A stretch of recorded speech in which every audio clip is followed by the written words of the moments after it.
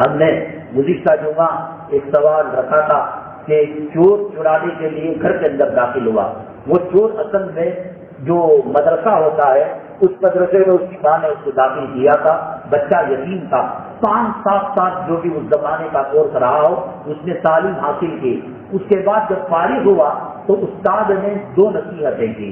ایک کہا اپنے آبا اجداد کا جو پیشہ ہے وہ پیشہ نہیں چھوڑنا، باپ درزی ہے تو تم بھی درزی بننا، باپ جو ہے لوہار ہے تم بھی لوہار بننا، اور کاروبار میں جھوٹ نہیں بولنا، دھوکہ نہیں دینا، یہ وصیت اس نے کی تھی۔ یاد رکھیے گا جھوٹ بول کر آدمی وقتی طور پر بچ سکتا ہے، سچ کے اندر نجات ہے۔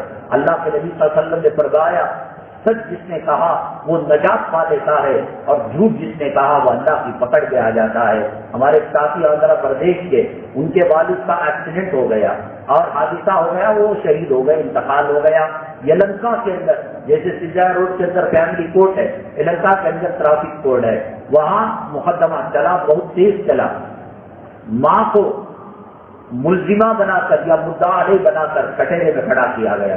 جج نے کہا کہ ہمیں کیسے معلوم کہ انہیں کی بیوی ہے، آئی ڈی کارڈ میں جو تصویر ہے، آدھار میں جو تصویر ہے وہی ہے، کوئی وہ دوسرا آیا۔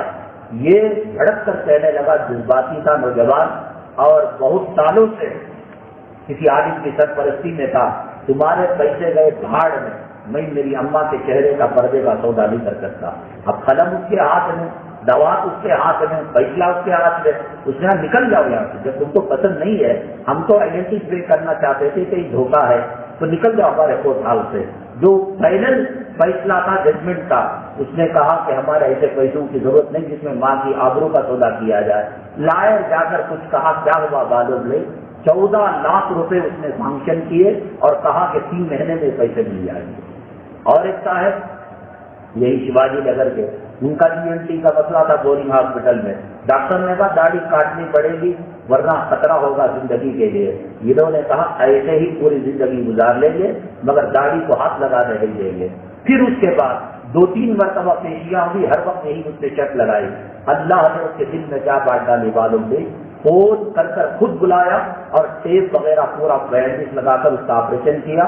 آپریشن کامیاب بھی ہو گیا اور کچھ خطرہ بھی نہیں ہوا۔ جو سچ کے راستے میں چلتا ہے والذین جاہدوا فینا لنہدینہم سبلنا، تو یہ چور بھی ایسا ہی متقی پرہیزگار تھا، وہ استاد کی نصیحتوں کو چھوڑنا نہیں چاہتا تھا۔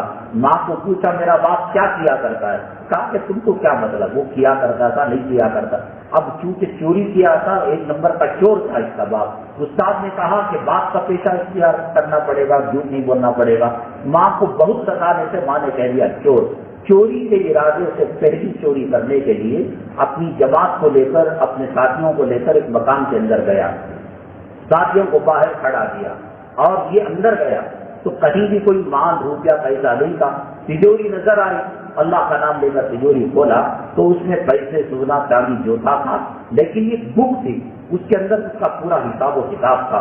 یہ حساب و کتاب میں ماہر تھا، اس نے یہ دیکھا گیا چوری کر دے، وہ یہ دیکھنے لگا کہ اس مکان کا مالک کتنا زکات نکالا ہے نہیں نکالا ہے، تو حساب کرتے کرتے فجر کا وقت ہو گیا تو شہر کے اندر آیا، آ کر اس نے اذان دی۔